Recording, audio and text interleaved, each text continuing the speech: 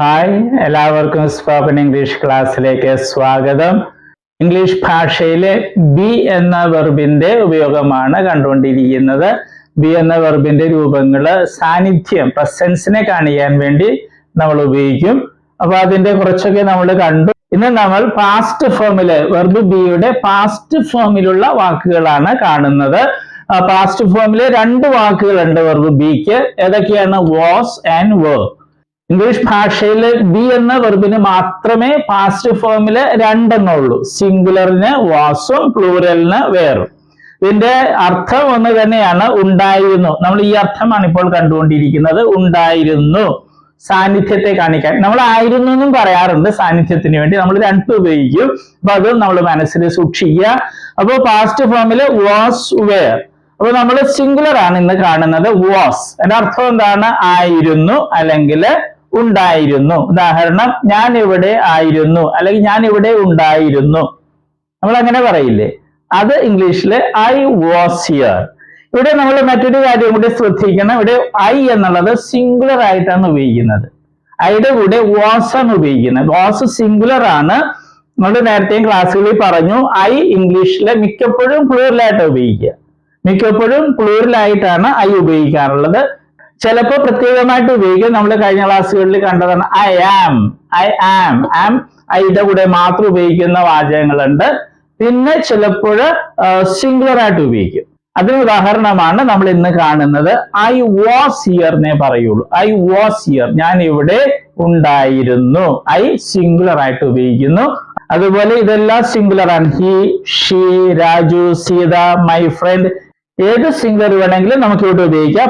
ഏത് സിംഗുലറിന്റെ കൂടെയും വാസ് വെച്ചാല് ആയിരുന്നു അല്ലെങ്കിൽ ഉണ്ടായിരുന്നു, രണ്ടും സാന്നിധ്യത്തെ കാണിക്കാൻ. നേരത്തെ പറഞ്ഞതുപോലെ അവൻ ഇവിടെ ആയിരുന്നു, സാന്നിധ്യം, സാന്നിധ്യം ഇവിടെ ആയിരുന്നു. ഹി വാസ് ഹിയർ അല്ലെങ്കിൽ ഹി വാസ് ഹിയർ, അവൻ ഇവിടെ ഉണ്ടായിരുന്നു. അത് രണ്ടും നമ്മൾ മനസ്സിൽ സൂക്ഷിക്കണം. ഇപ്പൊ നമുക്ക് ആരംഭിക്കാം. I was here. I was here. അത് നമ്മൾ ഒരുമിച്ച് ഇങ്ങനെ പറയണം. I was here. I was here. ആ രീതിയിൽ നിങ്ങൾ പ്രാക്ടീസ് ചെയ്യണേ. അതിനെ തെറ്റില്ല. ഐ വാസ് ഹിയർ എന്താ അതിന്റെ അർത്ഥം? ഞാൻ ഇവിടെ ഉണ്ടായിരുന്നു അല്ലെങ്കിൽ ഞാൻ ഇവിടെ ആയിരുന്നു, സാന്നിധ്യത്തെ കാണിക്കാൻ. I was there. ഞാൻ അവിടെ ആയിരുന്നു അല്ലെങ്കിൽ ഞാൻ അവിടെ ഉണ്ടായിരുന്നു. I was in the class room. ഞാൻ ക്ലാസ് റൂമിൽ ഉണ്ടായിരുന്നു. I was in the house. ഞാൻ വീട്ടിലുണ്ടായിരുന്നു. ഇനി ഹി എന്ന് പറയുന്നത് സിംഗുലർ ആണ്. അവൻ, അയാൾ, അദ്ദേഹം, എല്ലാത്തിനും ഇംഗ്ലീഷിലെ ഹി ആണ്. നമുക്കറിയാം. He was here. അവൻ ഇവിടെ ഉണ്ടായിരുന്നു അല്ലെങ്കിൽ അവൻ ഇവിടെ ആയിരുന്നു. He was there. അവൻ അവിടെ ഉണ്ടായിരുന്നു. He was in the class room. He was in the class room. അവൻ ക്ലാസ് റൂമിൽ ഉണ്ടായിരുന്നു. He was in the house. He was in the house. അവൻ വീട്ടിലുണ്ടായിരുന്നു. ഷീ വെച്ച് അവൾ. She was here. അവൾ ഇവിടെ ആയിരുന്നു അല്ലെങ്കിൽ അവൾ ഇവിടെ ഉണ്ടായിരുന്നു. She was there. അവൾ അവിടെ ആയിരുന്നു അല്ലെങ്കിൽ അവൾ അവിടെ ഉണ്ടായിരുന്നു. She was in the class room. അവൾ ക്ലാസ് റൂമിൽ ഉണ്ടായിരുന്നു. She was in the house. She was in the house. അവൾ വീട്ടിലുണ്ടായിരുന്നു. ഇനി രാജു ഒരാളേ ഉള്ളൂ, സിംഗുലർ ആണ്. അതുകൊണ്ട് നമ്മൾ വാസ് ഉപയോഗിക്കുന്നു. അപ്പൊ ആയിരുന്നു അല്ലെങ്കിൽ ഉണ്ടായിരുന്നു, സാന്നിധ്യം. രണ്ടു വാക്കുകളും സാന്നിധ്യത്തെ കാണിക്കാൻ, പ്രസൻസിനെ കാണിക്കാൻ. Raju was here. Raju was here. Raju ഇവിടെ ആയിരുന്നു അല്ലെങ്കിൽ രാജു ഇവിടെ ഉണ്ടായിരുന്നു. Raju was there. രാജു അവിടെ ഉണ്ടായിരുന്നു. Raju was in the classroom. Raju was in the classroom. Raju ക്ലാസ് റൂമിൽ ഉണ്ടായിരുന്നു. Raju was in the house. Raju was in the house. Raju വീട്ടിലുണ്ടായിരുന്നു. സീത. സീത ഒരാള്, singular. Okay. Sita was here.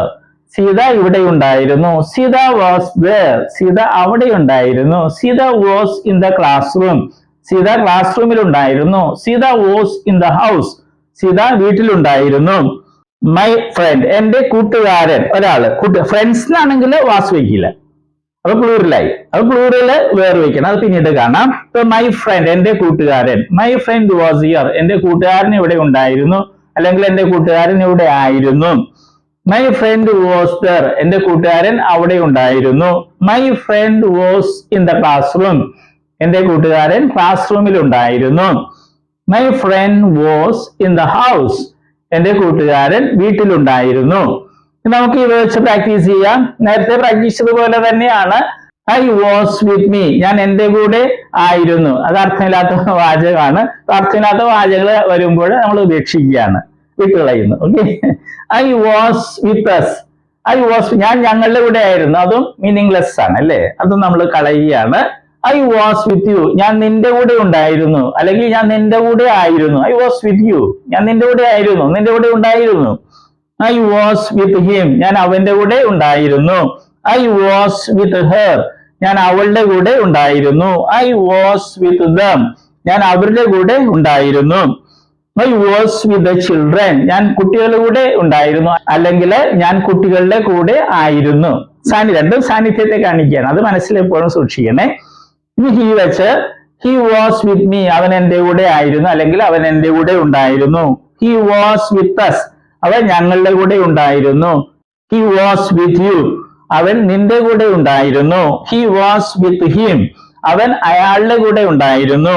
He was with her, അവൻ അവളുടെ കൂടെ ഉണ്ടായിരുന്നു. ഹി വാസ് വിത്ത് ദം, അവൻ അവരുടെ കൂടെ ഉണ്ടായിരുന്നു. He was with the children, അവൻ കുട്ടികളുടെ കൂടെ ഉണ്ടായിരുന്നു.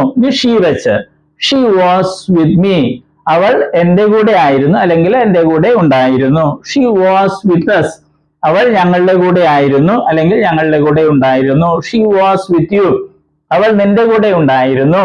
ഷീ വാസ് വിത്ത് ഹിം, അവൾ അവന്റെ കൂടെ ഉണ്ടായിരുന്നു. ഷീ വാസ് വിത്ത് ഹെർ, ഇത് വേറൊരു സ്ത്രീയെ ഉദ്ദേശിക്കുകയാണെങ്കിൽ അവൾ അവളുടെ കൂടെ ഉണ്ടായിരുന്നു. ഷീ വാസ് വിത്ത് ദം, അവൾ അവരുടെ കൂടെ ഉണ്ടായിരുന്നു. She was with the children, അവൾ കുട്ടികളുടെ കൂടെ ഉണ്ടായിരുന്നു. ഈ രാജു വെച്ച് എല്ലാം ഒരുപോലെ തന്നെയല്ലേ. Raju was with me, Raju എന്റെ കൂടെ ഉണ്ടായിരുന്നു, അല്ലെ രാജു എന്റെ കൂടെ ആയിരുന്നു. Raju was with us, Raju ഞങ്ങളുടെ കൂടെ ഉണ്ടായിരുന്നു.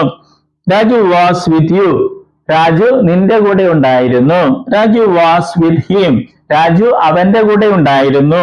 Raju was with her, Raju അവളുടെ കൂടെ ഉണ്ടായിരുന്നു.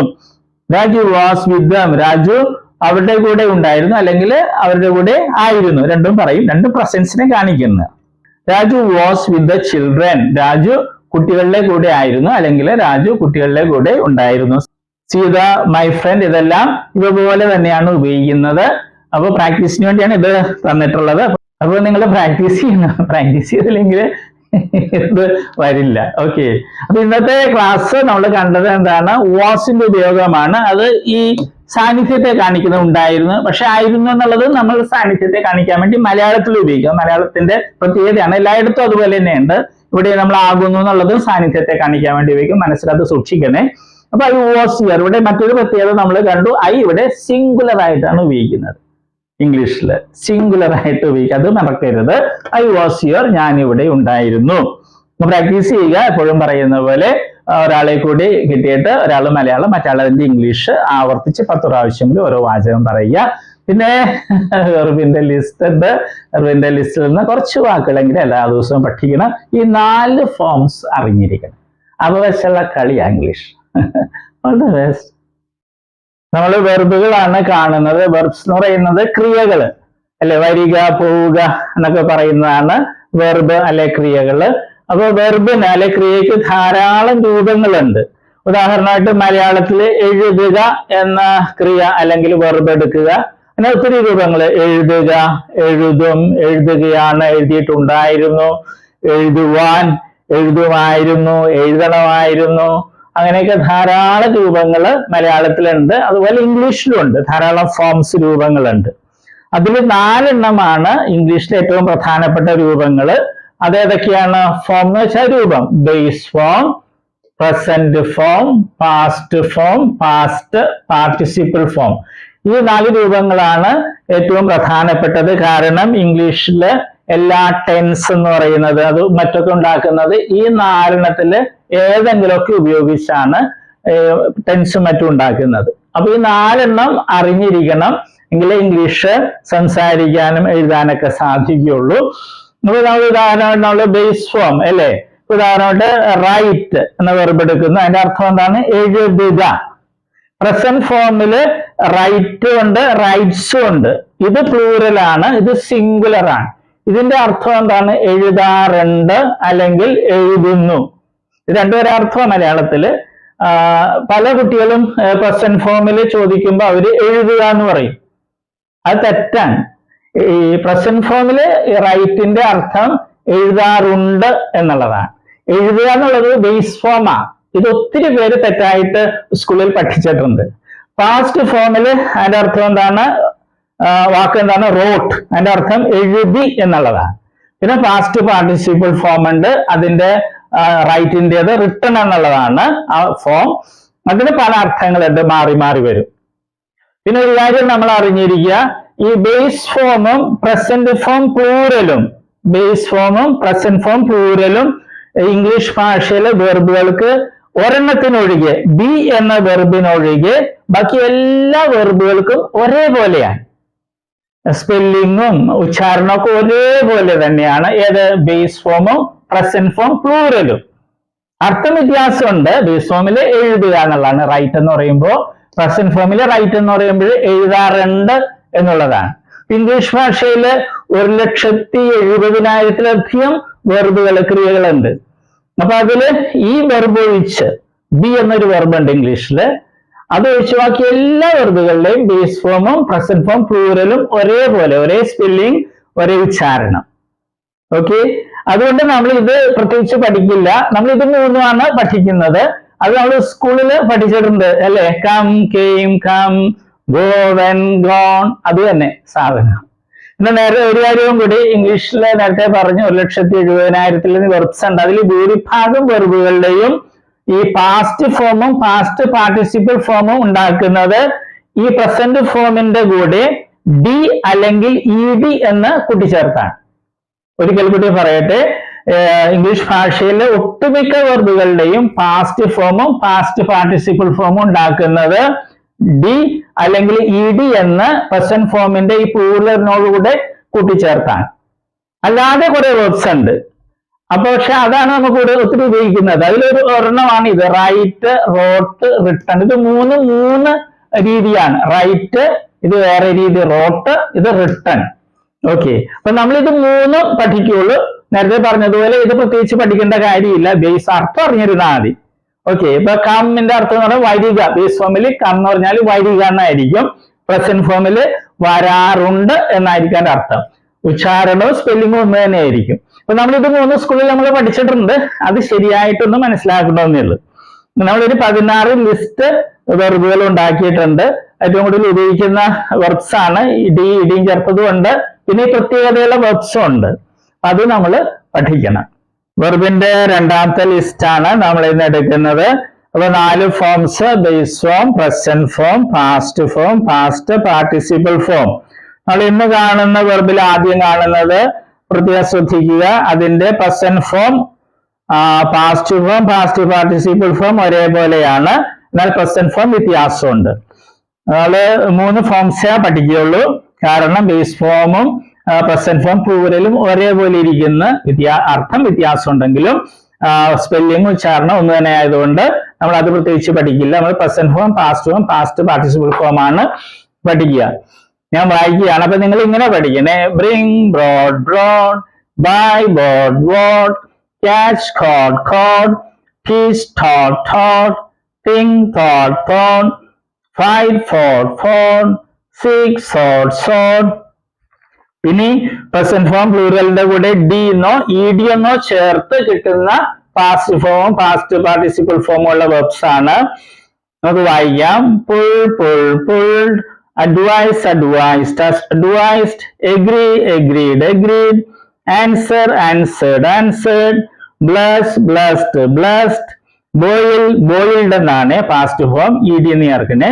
boiled, challenge, challenged, challenged, collect, collected, collected, correct, corrected, corrected, count, counted, counted, decide, decided, decided, destroy, destroyed, destroyed, doubt, doubted, doubted, enjoy, enjoyed, enjoyed, hope, hoped, hoped, hunt, hunted, hunted, follow, followed, followed, guess, guessed, guessed, imitate, imitated, imitated, invite, invited, invited, move, moved, moved, pluck, plucked, പ്ലക്ട്. അപ്പൊ ഈ വെർബുകൾ പഠിക്കണം, അർത്ഥം നിങ്ങൾ പഠിക്കണം, ഉച്ചാരണവും ആവർത്തിച്ച് അത് ഉറപ്പിക്കണം.